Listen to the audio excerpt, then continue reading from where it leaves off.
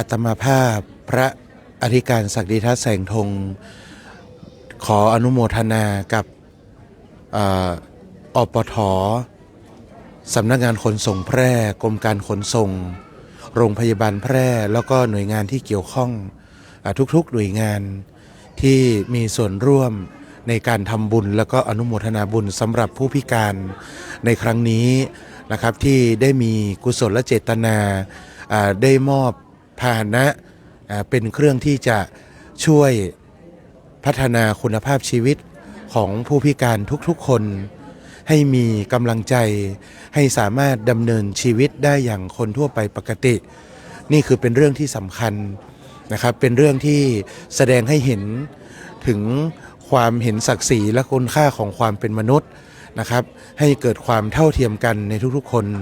ก็ขออนุโมทนาในบุญกุศลที่ท่านทั้งหลาย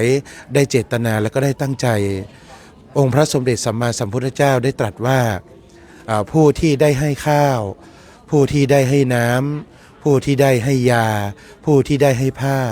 ผู้ให้ที่พักอาศัยและผู้ให้ยานพาหนะนั้นเป็นผู้ที่ประกอบด้วยบุญกุศลจะได้อำนวยพรถึงอานิสงส์ที่จะได้รับนะครับทั้งหมดอยู่4ประการก็คือประกอบด้วยจตุรพิธพรชัยทั้ง4ประการก็คืออายุให้มีอายุยืนวรรณะให้มีผิวพรรณผ่องใสสุขะให้มีความสุขกายสบายใจ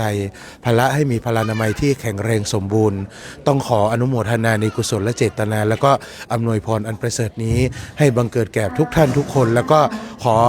ส่งกำลังใจไปให้กับผู้พิการทุกๆคนรวมไปถึงผู้ที่อาจจะยังไม่ได้มีโอกาสหรือผู้ที่กำลังจะได้รับโอกาสในอุปกรณ์ยานพาหนะต่างๆสำหรับผู้พิการในครั้งนี้ด้วยว่าให้ทุกท่านใช้ชีวิตแล้วก็ใช้อุปกรณ์ที่ได้รับมาอย่างคุ้มค่าเกิดประโยชน์สูงสุดและพัฒนาคุณภาพชีวิตของตัวเองให้ดีขึ้นแล้วก็ให้ประกอบด้วยกุศลเจตนาแล้วก็ทำบุญสั่งสมเอาไว้อุบัติเหตุไม่อยากให้มีใครเกิดขึ้นไม่มีใครอยากเป็นผู้พิการเพราะทุกคนอยากมีพื้นฐานการใช้ชีวิตตามความศักดิ์ศรีของความเป็นมนุษย์พื้นฐานเหมือนกันทุกๆคนขออนุโมทนา